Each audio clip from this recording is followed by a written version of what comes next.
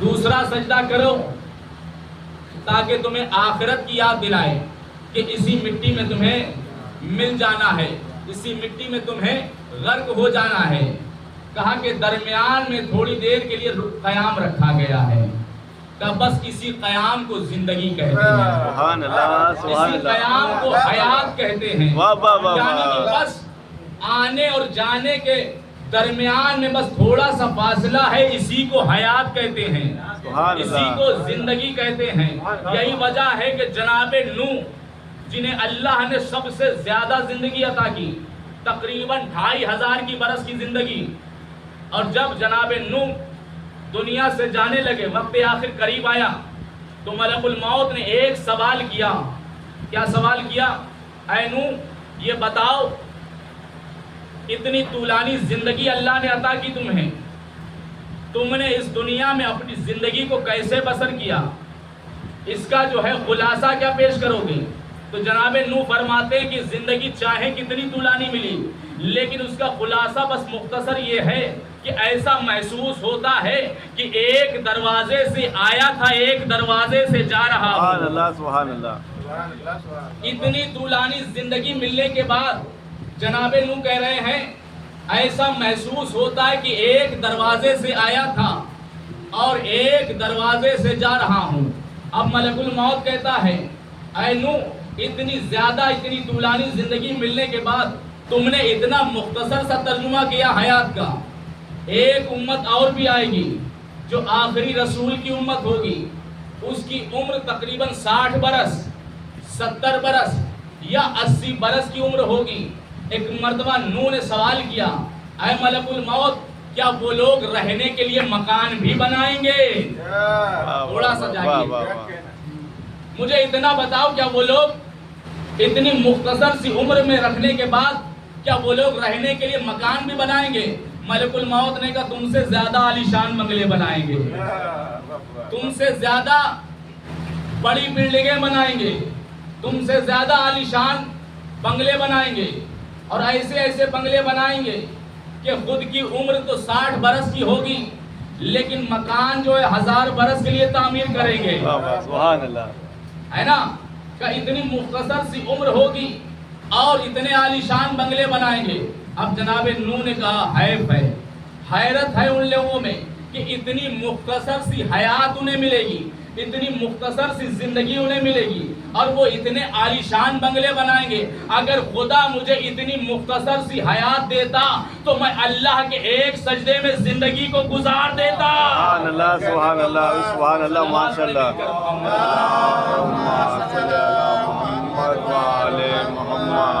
سبحان اللہ۔ اس بات کا غرور ہے، اس بات کا گھمنڈ ہے، اللہ غرور کو پسند نہیں کرتا۔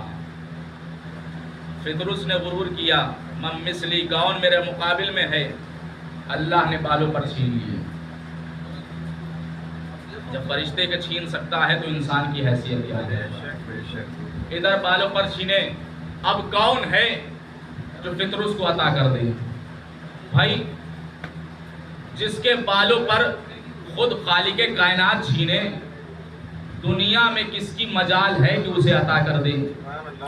جس سے اللہ ناراض ہو جائے کون ہے جو اسے راضی کر سکے، جو اسے عطا کر سکے؟ ایک مرتبہ 3 شعبان آئی، 3 شعبان آئی سن 4 ہجری، رسول کے گھر میں، فاطمہ کے گھر میں حسین کی آمد ہوئی۔ ادھر حسین کی آمد ہوئی، صرف زمین پر جشن نہیں منا بلکہ آسمان پر بھی جشن ہوا۔ ادھر آسمان پر جشن نہیں ہو رہا ہے بلکہ تیزی کے ساتھ ملائکہ جو ہے روئے زمین پر اترنے لگے۔ ادھر ملائکہ کی تعداد روئے زمین پر اترنے لگی، سید الملائکہ ملائکہ کی ایک قطار لے کر کے روئے زمین پر جانے لگے۔ ایک مرتبہ فطرس نے سن رکھا تھا کہ جب بڑی تیزی کے ساتھ روئے زمین پر جو ہے فرشتوں کی تعداد اترنے لگے تو سمجھ لینا قیامت آ جائے گی۔ جب بڑی تیزی کے ساتھ ملائکہ روئے زمین پر نازل ہونے لگے تو سمجھ لینا قیامت آ گئی ہے۔ ایک مرتبہ فطرس جو خاموش بیٹھا ہوا تھا ایک گوشے میں، سید الملائکہ سے سوال کرتا ہے، سید الملائکہ جبریل کیا ہوا؟ کہیں روئے زمین پر قیامت تو نہیں آ گئی؟ جبریل نے کہا روئے زمین پر قیامت تو نہیں آئی ہے، لیکن نبوت کے گھر امامت ضرور آئی ہے۔ سبحان اللہ، واہ واہ واہ، سبحان اللہ۔ قیامت نہیں آئی ہے بلکہ نبوت کے گھر امامت آئی ہے۔ کہ کون آیا ہے؟ کہ نبی کا دوسرا نواسا حسین آیا ہے۔ سبحان اللہ۔ نبی کا دوسرا نواسا حسین آیا ہے، اور حسین ایسے ہی نہیں آئے تھے، اس سے پہلے جو ہے جناب ام الفضل نے خواب دیکھا تھا حسین کی آمد سے پہلے۔ جناب ام الفضل نے خواب دیکھا، اور خواب یہ دیکھا کہ رسول کے جگر کا ایک ٹکڑا ام الفضل کے دامن میں آ کر کے گرا۔ رسول کے جگر کا ایک ٹکڑا رسول اللہ کے دامن میں آ کر کے گرا۔ ایک مرتبہ ام الفضل اس خواب سے بیدار ہوئی کہ یہ کیسا خواب ہے؟ ایسا خواب تو ہم نے اس سے پہلے دیکھا ہی نہیں، یہ کیسا خواب ہے؟ ہو سکتا ہے کہ یہ خواب اچھا نہ ہو کہ رسول کے جگر کا ٹکڑا ہماری آغوش میں آ کر کے گرے۔ ایک مرتبہ گھبرا گئی، پریشان، جیسے ہی صبح نمودار ہوئی، نماز فجر کے بعد رسول کی بارگاہ میں ام الفضل حاضر ہوئی۔ رسول نے کہا ام الفضل کیسے آنا ہوا؟ حالانکہ رسول جانتے ہیں کہ کس لیے آئی ہے، اس لیے نبی وہ ہوتا ہے جو غیب پر ہی باتیں جانتا ہے۔ بے شک۔ انہوں نے کہا کیسے آنا ہوا؟ کہ یا رسول اللہ خواب دیکھا ہے، ممکن ہے کہ خواب اچھا نہ ہو۔ رسول اللہ نے کہا خواب تو بیان کرو۔ حالانکہ رسول جانتے ہیں کہ کیا خواب دیکھا ہے، لیکن رسول خود تو اپنے زبان اقدس سے حسین کی فضیلت کو بیان کرتے ہی ہیں، لیکن دوسروں سے بھی حسین کی فضیلت کو سننا چاہتے ہیں۔ تو ام الفضل خواب بتاؤ۔ کہ یا رسول اللہ گھبرا رہی ہوں، ڈر رہی ہوں، کہیں ممکن ہو سکتا ہے خواب کی تعبیر اچھی نہ ہو۔ کہ ام الفضل گھبراؤ نہیں، تمہیں معلوم نہیں ہے خواب کی تعبیر ہمیشہ اس کے برعکس ہوتی ہے، ہمیشہ الٹی ہوتی ہے۔ اب ام الفضل کو اطمینان حاصل ہوا کہ یا رسول اللہ میں نے خواب دیکھا ہے کہ آپ کے ایک جگر کا ٹکڑا ہماری آغوش میں آ کر کے گرا ہے۔ پیغمبر اسلام کے چہرے پر مسکراہٹ کے آثار نمودار ہوئے۔ کہ یا رسول اللہ ایسا خواب دیکھا ہے، آپ مسکرا رہے ہیں کہ تم جسے پریشانی والا خواب بتا رہی ہو، ان قریب میری بیٹی فاطمہ کے گھر میں میرا دوسرا نواسا حسین آنے والا ہے۔ لبیک یا حسین، لبیک یا حسین، لبیک یا حسین، لبیک یا حسین، لبیک یا حسین، لبیک یا حسین، حیدری، یا علی۔ میری بیٹی فاطمہ کے گھر میرا حسین آنے والا ہے۔ کہ ام الفضل تم نے جو ہے مجھے بشارت دی ہے، اور جاؤ میں بھی تمہیں ایک بشارت دیتا ہوں۔ تم نے اگر مجھے حسین کی آمد کی خوشخبری سنائی تو میں تمہیں خوشخبری سناتا ہوں، وہ جو میرا نواسا حسین آئے گا نا، وہ تمہاری آغوش میں پروان چڑھے گا، تمہاری آغوش میں پروان چڑھے گا۔ اب ادھر فطرس نے کہا اے سید الملائکہ کیوں اتر رہے ہو؟ کہ رسول کے گھر میں حسین آئے ہیں۔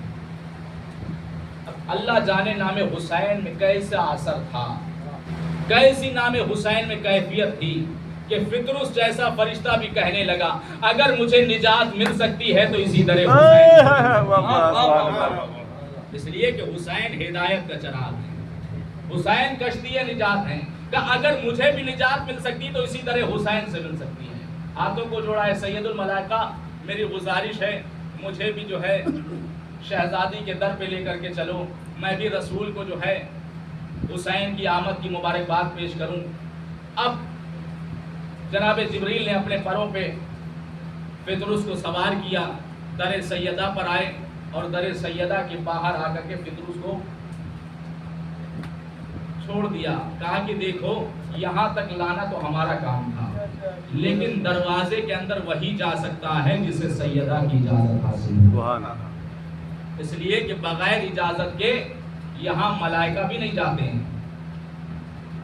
پیغمبر کی بارگاہ میں جبریل سلام کیا کہ یا رسول اللہ فطرس بھی آیا ہے جو آپ کے نواسے کی آمد کی مبارکباد دینا چاہتا ہے۔ کہ جبریل اسے باہر کہاں چھوڑ آئے، آؤ اسے لے کر کے اندر آؤ اور ہمارے جو ہے حسین کی زیارت کراؤ۔ ایک مرتبہ جیسے ہی فطرس آیا رسول کو سلام کیا اور سلام کرنے کے بعد کہتا یا رسول اللہ بادشاہوں کے گھر میں شہزادے آتے ہیں تو بادشاہ جو ہے شہزادوں کا صدقہ نچھاور کرتے ہیں، صدقہ عطا کرتے ہیں۔ یا رسول اللہ حسین صرف زمین کے بادشاہ نہیں ہیں واہ واہ بلکہ جنت کے بادشاہ واہ ہیں، واہ واہ واہ سبحان اللہ جنت کے سید و سردار ہیں، اور آپ کی حکومت فقط زمین پر نہیں بلکہ زمین و آسمان پر حکومت ہے۔ یا رسول اللہ مجھے عطا نہ کریں گے؟ اب رسول نے کہا پطرس جو بھی اپنی حاجت رکھتا ہے اپنے آپ کو حسین کے جھولے سے مس کر دے۔ واہ واہ اور توجہ، پطرس جو بھی حاجت رکھتا ہے اپنے آپ کو حسین کے جھولے سے مس کر دے، اپنے آپ کو حسین کے جھولے سے مس کر دے۔ یا رسول اللہ یہ کیوں کہہ رہے ہیں کہ حسین کے جھولے سے مس کر دے؟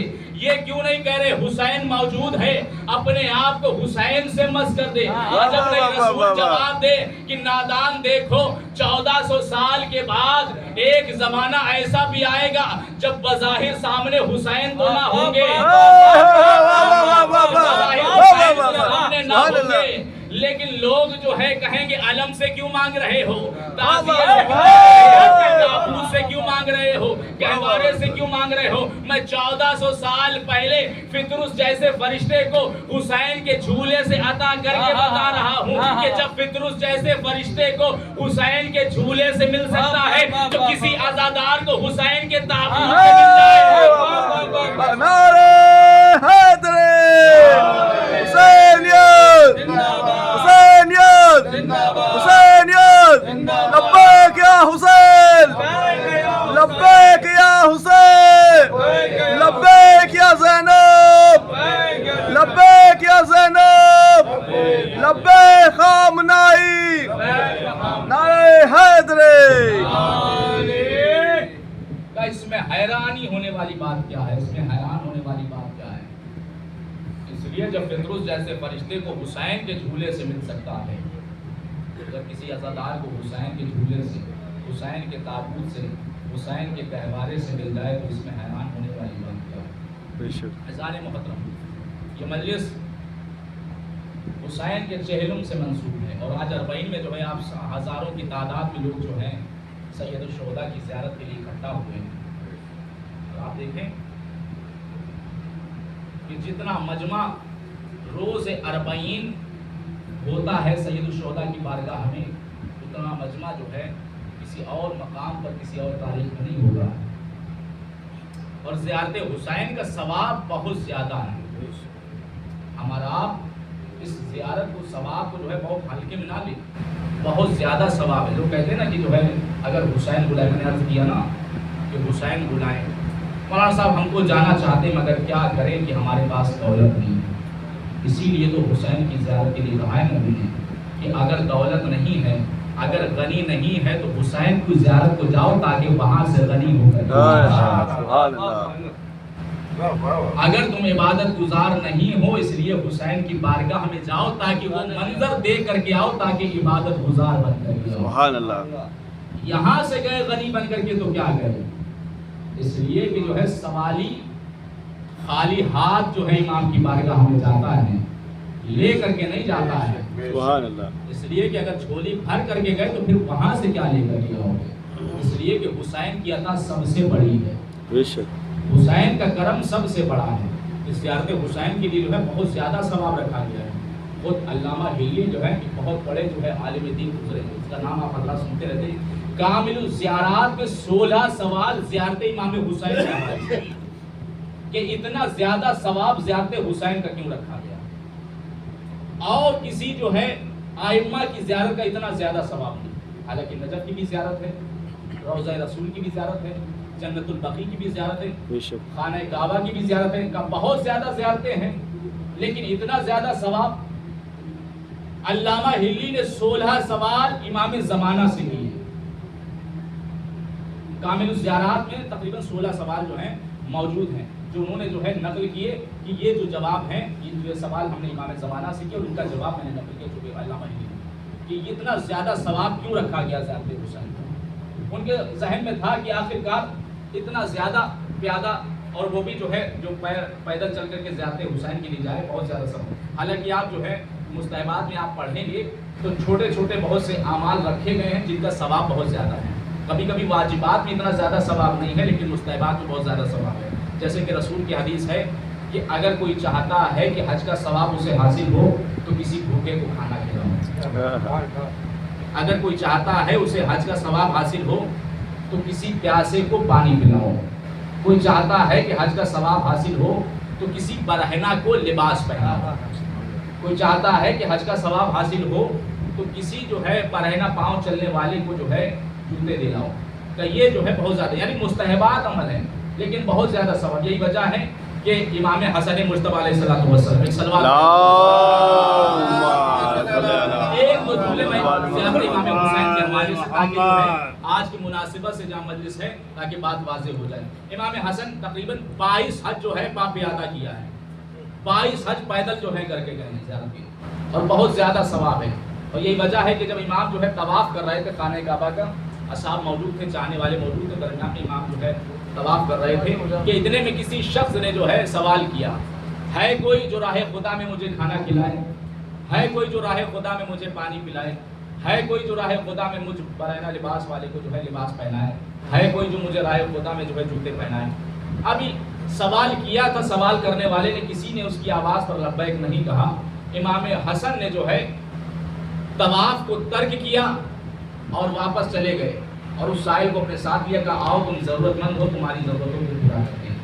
اب وہ جو اصحاب جو تھے چاہنے والے امام کے ساتھ طواف میں مشغول تھے انہوں نے جو ہے امام کو دیکھا حیرت زدہ ہوئے کہ یہ نبی کے نواسے ہیں, یہ امام اپنے آپ کو کہتے ہیں, یہ آئمہ ہیں, حج کے طواف کو ترک کر کے چلے گئے.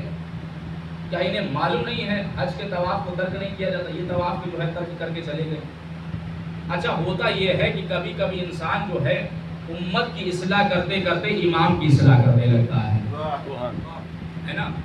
امت کی اصلاح کرتے کرتے جب کبھی بہت زیادہ قابل ہو جاتا ہے اور وہ قابل جو ہے وہ سامنے نہیں ہوتا بلکہ فیس بک پر آج کل بہت زیادہ قابل لوگ ہیں جو مسجد کے امام سے زیادہ جو ہے آپ کو جو ہے علم دیتے پھریں گے, ہے نا. اس کا مطلب یہ ہے کہ ان کی قابلیت جو ہے گھر میں نہیں چلتی ہے فیس بک پر نظر آتی ہے.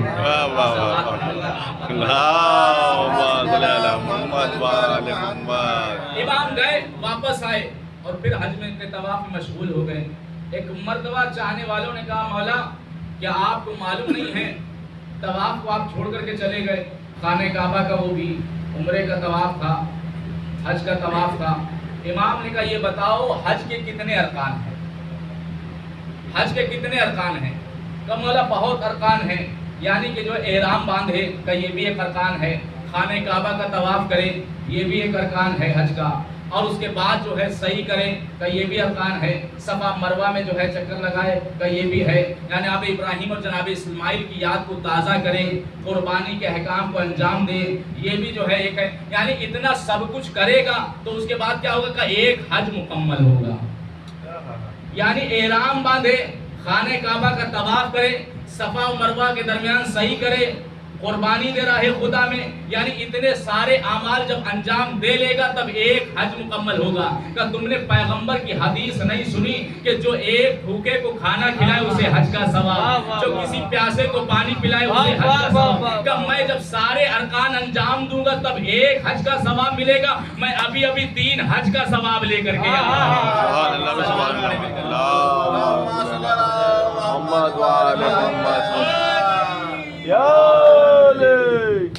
پیدل جو ہے زیارت کو جانا بہت زیادہ ثواب ہے. یہی وجہ ہے کہ جو ہے علامہ ہندی کے لیے ملتا ہے کہ وہ جو ہے بڑی دور سے جو ہے کسی شخص کو آتا ہوا دیکھا انہوں نے اور جو ہے بہت ہی چھوٹے چھوٹے قدم وہ لے رہا تھا. تو اس نے کہا, انہوں نے سوال کیا کہ بھائی کہاں سے آ رہے ہو؟ بہت ضعیف تھا وہ شخص, تقریباً 86 برس کی عمر. انہوں نے کہا کہاں سے آ رہے ہو؟ کہا بصرہ سے چلا. کہا کتنے روز پہلے چلے تھے؟ کہا 6 روز پہلے چلا. کہا کہاں جا رہے ہو؟ کہا وہ جو گنبد نظر آ رہا ہے میں اس سید الشہداء کی زیارت کے لیے جا رہا ہوں. کہا کہ وہ تو ٹھیک ہے لیکن اتنے ضعیف ہو اور وہ بھی پیدل چل کر کے آ رہے ہو اور اتنے چھوٹے چھوٹے قدم اٹھا رہے ہو. کہ تمہیں معلوم نہیں ہے میں نے چھٹے امام کی حدیث کو سنا ہے کہ جو راہ خدا میں زیارت حسین کے لیے اپنے ایک قدم کو اٹھاتا ہے اسے ایک عمرے کا ثواب. واہ واہ واہ واہ سبحان اللہ. چھٹے امام کی حدیث ہے کہ جو بھی جو ہے امام حسین کی زیارت کے لیے قدم کو اٹھاتا ہے اسے ایک عمرے کا ثواب ملتا ہے. میں اسی لیے چھوٹے چھوٹے قدم اٹھا رہا ہوں تاکہ ہر قدم پر عمرے کا ثواب حاصل ہو.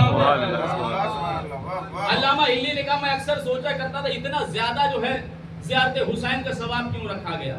جب رسول سے پوچھا گیا رسول اللہ نے فرمایا جس نے ہمارے نواسے حسین کی زیارت کی اسے ایک حج کا ثواب. کسی نے کہا یا رسول اللہ ایک حج کا ثواب؟ رسول نے کہا نہیں 2 حج کا ثواب. اس نے پھر تعجب سے کہا 2 حج کا ثواب؟ کہا نہیں 3 حج کا ثواب. اس نے اور حیرت کیا کہا 3 حج کا ثواب یا رسول اللہ؟ کہا نہیں 4 حج کا ثواب. وہ جتنی بار حیرت زدہ ہوتا گیا پیغمبر بار بار کہتے گئے 5 حج کا ثواب، 6 حج کا ثواب، 7 حج کا ثواب، یہاں تک کہ پیغمبر نے کہا 70 حج کا ثواب، سبحان اللہ، 70 عمرے کا ثواب، 70 جہاد کا ثواب جو اس نے راہ خدا میں میرے ساتھ کیا ہو، سبحان اللہ، حج مقبولہ کا ثواب جو اس نے حج میرے ساتھ انجام دیا ہو. یعنی حیرت کرنے والا حیرت کرتا رہا، پیغمبر جو ہے اس کے زیارت میں اور اضافہ کرتے چلے گئے. آخر جو ہے علامہ ہلی نے سوچتے رہے کہ اتنا زیادہ جو ہے زیارت حسین کا ثواب کیوں رکھا گیا ہے. تو انہوں نے کہا میں بھی زیارت پہ جا رہا ہوں سید الشہداء کی بارگاہ میں اور امام سے جو ہے سوال کروں گا کہ آخرکار اتنے زیادہ ثواب کیوں رکھا گیا آپ کی زیارت پہ. بہت ہی قیمتی جملہ ہے. علامہ ہلی نے امام زمانہ سے جواب لیا، کہا کہ میں خود سید الشہداء سے جا کر کے پوچھوں گا. سوال کو لکھا اور نکل لیے زیارت امام حسین. ابھی راستے میں پہنچے تھے کہ ایک نورانی شخص کو آتا ہوا دیکھا، ایسا شخص جو اس سے پہلے کبھی نہیں دیکھا. جب وہ شخص نورانی قریب آیا ایک مرتبہ علامہ ہلی سے کہتا ہے کہ اے ہلی یہ بتاؤ تمہیں سفر کے لیے جو ہے کوئی ہم سفر کی ضرورت ہے یا نہیں ہے. اس نے کہا کہ جو ہے آپ سے بہتر ہم سفر کون ہو سکتا ہے، آپ سے بہتر ہم سفر کون ہو سکتا ہے. اس لیے کہ ایسا نور جو ہے ظاہر ہو رہا ہے اس سے پہلا نورانی شخص ہم نے نہیں دیکھا. اب علامہ ہلی نہیں پہچان پائے کہ میں وقت کے امام کو دیکھ رہا ہوں، وقت کا امام میرے سامنے موجود ہے. نہیں پہچان پائے. اس لیے نہیں پہچان پائے جسے امام چاہتے ہیں وہی پہچان پاتا ہے. انہوں نے کہا اگر آپ ہمارے ساتھ چلیں گے. کہا بالکل. چلنے لگے. امام نے سوال کیا یہ بتاؤ کہاں جا رہے ہو؟ کہا زیارت پہ جا رہا ہوں. کہا کوئی خاص؟ کہا اس لیے جا رہا ہوں تاکہ پوچھ سکوں سید الشہداء کی زیارت کا اتنا زیادہ ثواب کیوں ہے. کہا اچھا سید الشہداء سے سوال کا جواب دو. کہا بالکل امام کی بارگاہ میں جا کر کے. کہا اور بھی زیارتیں ہیں لیکن زیارت حسین کا اتنا زیادہ ثواب کیوں. امام نے کہا کہ اے علامہ ہلی اگر تم چاہو تو میں تمہارے سوال کا جواب دوں. اگر تمہارا اطمینان قلب حاصل ہو جائے تو اس جواب کو رکھ لینا، اور اگر جواب سے اطمینان نہ حاصل ہو تو پھر تم تو جا ہی رہے ہو سید الشہداء کی بارگاہ میں، تو جا کر کے سید الشہداء سے جواب دے لینا. اب جیسے اس نورانی شخصیت گفتگو کر رہی تھی علامہ ہلی کہتے ہیں کہ ایسی فصیح و بلیغ عربی میں گفتگو کر رہا تھا دنیا میری تقلید کرتی ہے، دنیا مجھے جو ہے عالم فقیہ کہتی ہے. میں یہ سمجھ رہا تھا اس سے پہلے کہ جو ہے علم تو اسی کے پاس ہے، ہمارے پاس تو کچھ ہے ہی نہیں. ایک مرتبہ انہوں نے کہا کہ ہاں بالکل کیوں نہیں، اگر آپ میرے سوال کا جواب دیں. کہا یہ بتاؤ. کہا کہ دیکھو ایک مثال کے ذریعے سے میں تمہارے سوال کا جواب دے رہا ہوں، ہو سکتا ہے کہ اگر اس طرح سے واضح ہو جائے. کہا کہ دیکھو ایک بادشاہ شکار کرنے کے لیے نکلا جنگل اور اپنے ساتھیوں کے ساتھ بھٹک گیا، تنہا ہو گیا اور ادھر ادھر بھٹکنے لگا. کافی دیر بھٹکنے کے بعد جب چاہتا تھا کہ راستہ مل جائے تاکہ گھر واپس جا سکے، جب راستہ نظر نہ آیا تو کیا دیکھا اسی جنگل میں اسی ایک پہاڑی کے اوپر ایک جھوپڑی ہے، ایک گھر بنا ہوا ہے جس میں جو ہے 2 شخصیت رہتی، ماں اور بیٹا. اب یہ بادشاہ وہاں پہنچا کیونکہ بھوک سے نڈھال تھا. اس نے بادشاہ نے کہا کہ دیکھو میں بہت زیادہ بھوکا ہوں، جو کچھ بھی تمہارے پاس ہو وہ ہمیں کھلاؤ. اب چونکہ جو ہے اس جھوپڑی میں پہلی بار بادشاہ آیا تھا، ان لوگوں کے پاس کچھ نہیں تھا سوائے ایک بکرے کے یا بکری کے، ایک جانور کے.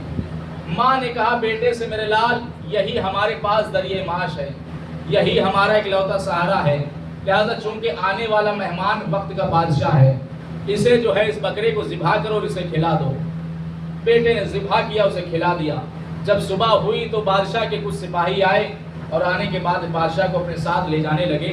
جب بادشاہ رخصت ہونے لگا تو ماں اور بیٹے سے کہا دیکھو ہم ملک کے بادشاہ ہیں, جب تمہیں کبھی ضرورت پڑ جائے تو ہماری بارگاہ میں آنا, ہم تمہاری ضرورتوں کو پورا کر دیں گے. بہت توجہ, ہماری بارگاہ میں آنا, ہم تمہاری ضرورتوں کو پورا کر دیں گے. اب چونکہ ان کے پاس ایک ہی جانور تھا جو ان کا ذریعہ معاش تھا, جو ان کا سہارا تھا. ایک مرتبہ ماں نے کچھ روز کے بعد کہا بیٹا چلو اسی کی بارگاہ میں چلتے ہیں, اس بادشاہ سے سوال کرتے ہیں, ہو سکتا ہے ہمیں کچھ عطا کرے. جب بادشاہ کے دروازے پر پہنچے تو سپاہیوں نے راستہ روکا اور بادشاہ کو اسے کہا کہ جو ہے اطلاع دی کہ کچھ آئے ہیں جن کے گھر آپ مہمان ہوئے تھے. بادشاہ نے بڑے احترام کے ساتھ انہیں اپنے گھر میں بلایا. اپنے حجرے میں بٹھانے کے بعد تمام وزیروں سے جو ہے مشورہ کیا, یہ بتاؤ اب انہیں ماں بیٹے کو کیا عطا کیا جائے. بہت توجہ, یہ بتاؤ انہیں کیا عطا کیا جائے. کسی نے کہا کہ 10,000 درہم دے دو, کسی نے کہا کہ اتنا مال دے دو, کسی نے کہا اتنی دولت دے دو, کسی نے کہا کہ جو آپ کے تاج ہے اس کا جو موتی لگا ہوا ہے وہ عطا کر دو. بادشاہ نے کہا تم نے انصاف نہیں کیا. جب میں اس کے گھر میں مہمان ہوا تھا تو جو کچھ اس کے پاس تھا وہ اس نے مجھے عطا کر دیا. اس کے پاس وہ ایک بکرا یا ایک بکری جو ہے سہارا تھی, اس نے مجھے وہ ذبح کر کے کھلا دی. یعنی جو کچھ اس کے پاس تھا وہ اس نے مجھے عطا کر دیا. اب انصاف تو یہی بنتا ہے کہ جو کچھ ہمارے پاس ہے وہ انہیں عطا کر دیا جائے. واہ واہ واہ واہ, سبحان اللہ. اب انصاف تو یہی بنتا ہے جو کچھ ہمارے پاس ہے وہ اسے عطا کر دیا جائے. امام نے فرمایا زیارت حسین کا ثواب ہی اس لیے رکھا گیا ہے, اس لیے کہ حسین کے پاس جو کچھ تھا حسین نے راہ خدا میں قربان کر دیا.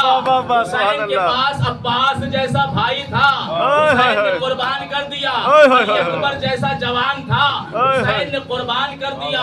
حسین کے پاس جو کچھ تھا حسین نے راہ خدا میں دے دیا. اب اگر اللہ حسین کے زائروں کو اگر جنت بھی عطا کر دے تو اس میں حیران حیدر حیدر حیدر حیدر حیدر نعرہ حیدر. حسین کے پاس جو کچھ تھا حسین نے راہ خدا میں دے دیا. اب اگر اللہ جو ہے حسین کی زیارت کا ثواب 70 حج رکھ دے کہ عزاداروں کو جو ہے نام حسین پر جنت عطا کر دے تو اس میں حیران ہونے والی بات. عزیزو, یہ کسی اور کا کلیجہ نہیں تھا, یہ حسین ابن علی کا کلیجہ تھا. حسین نے کربلا کے میدان میں سب کچھ لٹایا. نانا کے دین گھبراؤ نہیں, ہمارے پاس عباس ہے, ہمارے پاس علی اکبر جیسا جوان ہے. میرے نانا کے دین اگر تجھے بچانے کے لیے حسین کو اپنے سر دینا پڑا, حسین قربان کر دے. عزیزو, جس حسین کا آج غم منانے کے لیے, جس حسین کو پرسہ دینے کے لیے آج ہزاروں کی تعداد میں, لاکھوں کی تعداد میں مجمع اکٹھا ہو رہا ہے, صدائے حسین بلند ہو رہی ہے, اس کی وجہ یہ ہے کہ حسین کا چہلم زینب نہیں منا پائی, حسین کا چہلم سید سجاد نہیں منا پائے. اس لیے آج عزادار حسین کی بارگاہ میں اکٹھا ہو کر کے کہہ رہے ہیں حسین آپ کا چہلم اگر شہزادی زینب نہ منا پائی تو کم از کم ہم آج اسی زینب کے ارمان کو پورا کرنے کے لیے اکٹھا ہوئے. زینب کو بڑا ارمان تھا حسین پر گریہ کیا جائے, حسین کی فرش رضا بچھائی جائے.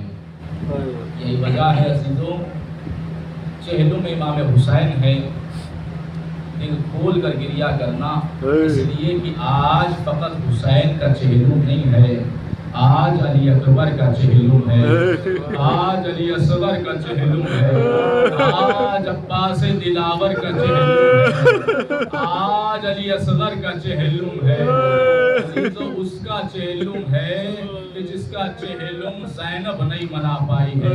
ایک بیٹا سید سجاد رہ گیا تھا، چہلم نہیں منا پایا تھا۔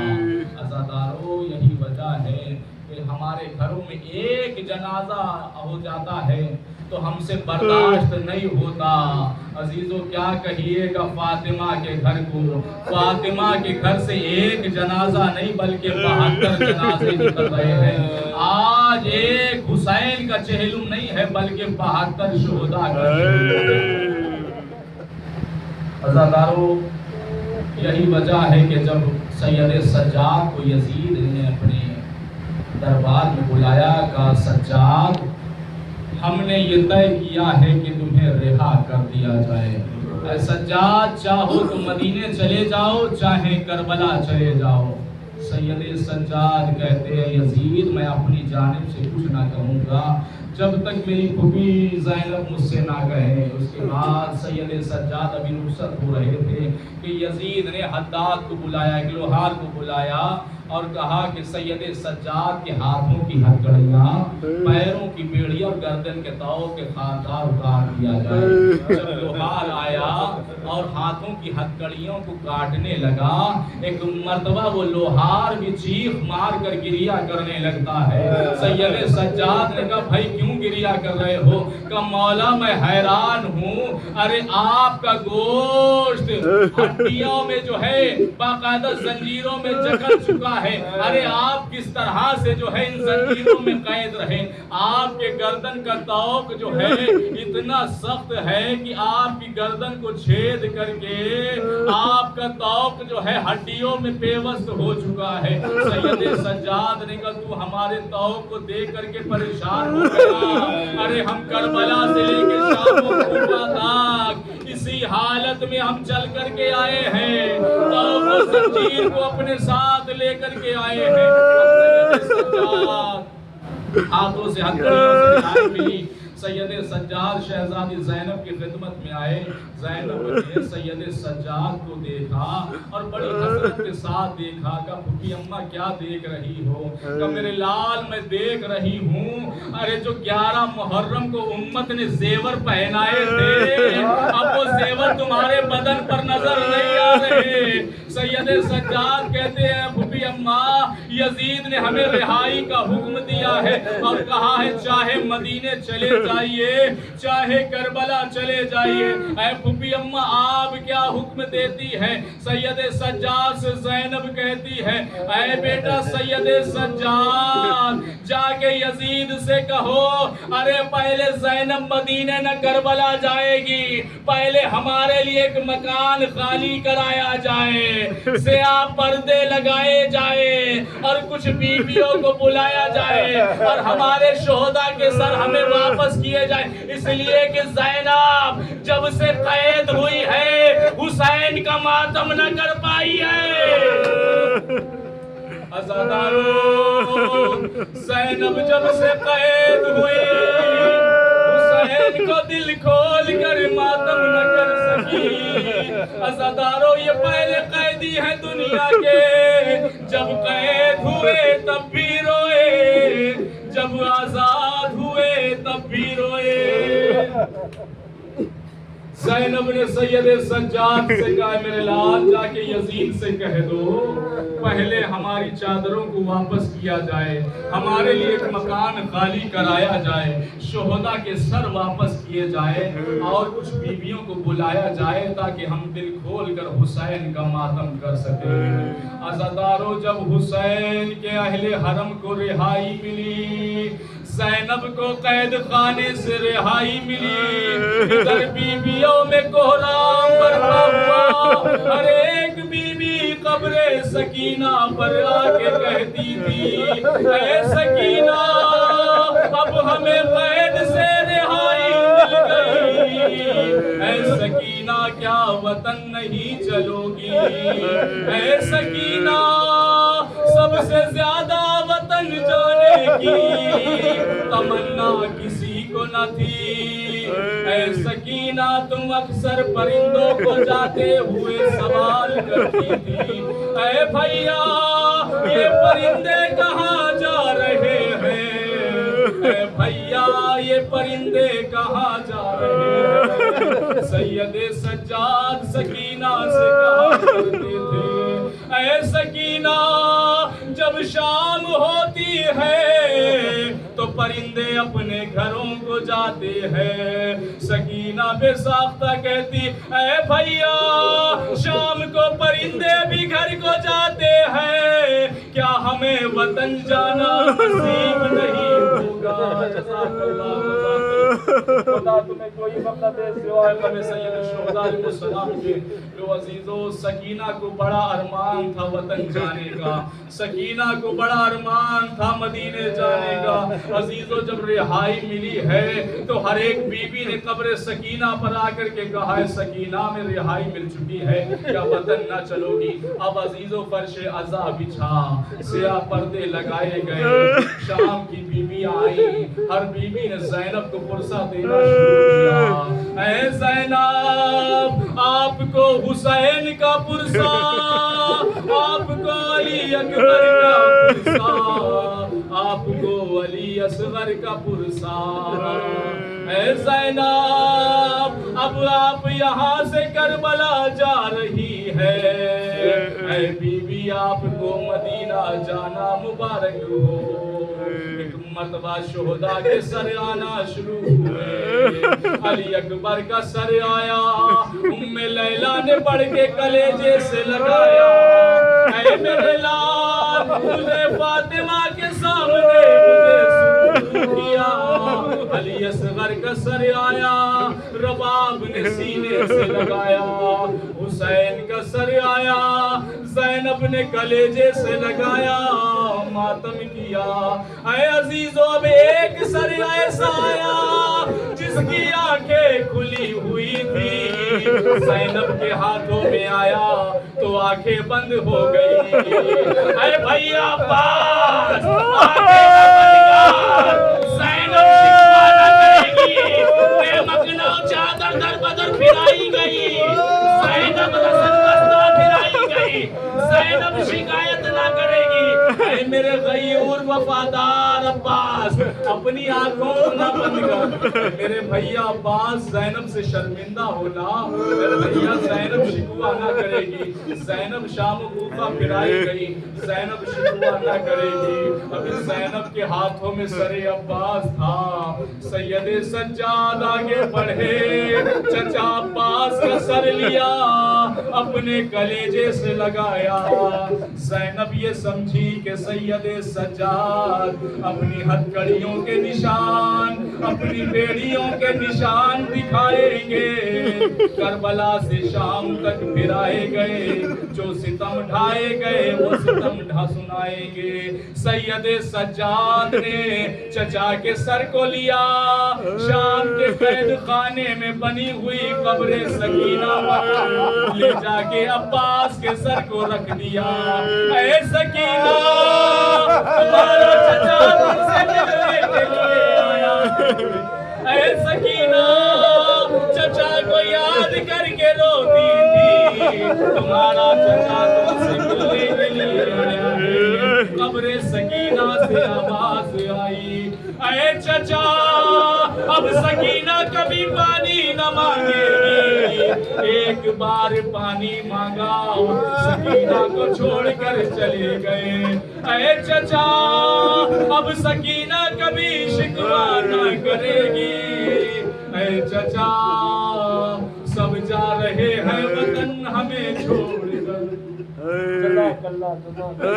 خدا تمہیں کوئی غم نہ دے سوائے غم سید الشہداء علیہ السلام کے۔ لو عزیزو شہداء کے سر آ گئے، اب تمام بیویاں رخصت ہونے لگی۔ ایک مرتبہ ہر بیوی کو شہزادی زینب نے سوار کرایا، اور جب سب بیویاں سوار ہو گئیں تو ایک اماری خالی رہ گئی۔ ایک مرتبہ کسی نے سوال کیا کہ کون ہے جو اب رہ گیا، تو کسی نے بتایا کہ بی بی ام رباب رہ گئی ہے۔ جب تلاش کیا گیا تو بی بی ام رباب سکینہ کی قبر پر بیٹھی बैठी हुई थी, ऐ सकीना हम मदीने जा रहे हैं, क्या तुम मदीने ना चलोगी? ऐ सकीना सुगरा सवाल करेगी, मेरी बहन सकीना को कहाँ छोड़ कर चली आए? ऐ सकीना मदीने ना चलोगी? कब्र सकीना से आवाज आई, अरे अम्मा रिहाई आपको मुबारक, मदीने आपको जाना मुबारक हो। सुगरा से कहना, ऐ सुगरा अच्छा हुआ तू हमारे साथ नहीं आई। ऐ सुगरा अब सकीना से हश्र मुलाकात होगी। मेरा बाप कहती है सकीना तुम बताओ मैं कैसे मदीने वापस जाऊं, इसलिए कि सुगरा मुझसे सवाल करेगी। अब जनाब ज़ैनब आकर के कहती हैं, ऐ भाभी रबाब हमारे साथ हमारी में सवार हुई है। एक मर्तबा शहजादी से हाथों को जोड़ कर कहती है, शहजादी ये बताओ मैं क्यों कर जो है वापस करबला जाऊं? इसलिए कि हुसैन की एक अमानत मेरी पास बची थी, मैं उसे भी जिंदाने शाम में छोड़ करके जा रही हूँ। ऐ बीबी मैं किसके सहारे करबला से वापस मदीने जाऊं? ऐ बीबी आपके पास औलो मोहम्मद थे लेकिन राह खुदा में कुर्बान हो गए। ऐ बीबी लेकिन आपके शौहर अब्दुल्ला जिंदा है, किसी तरह से उनके सहारे जिंदगी बसर हो जाएगी। लेकिन रबाब क्या करे जिसकी मांग भी उजड़ी,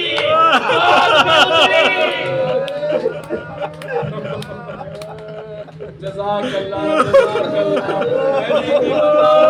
किसके सहारे मदीने तो अजीजों काफिला रवाना हुआ, काफिला करबला के मैदान में पहुंचा, सैयदुल शुहदा के कब्र हुसैन पर पहुंचा। ज़ैनब ने अपने आप को कब्र हुसैन पर गिराया, ऐ भैया हुसैन ज़ैनब उठ के आई है, ऐ भैया आपके वादों को पूरा करके ज़ैनब करबला आई है। ऐ भैया ज़ैनब को जो अमानत आपने सौंपी थी, ज़ैनब उसे शाम के जिंदान में सुला के आई है। ऐ भैया ज़ैनब शर्मिंदा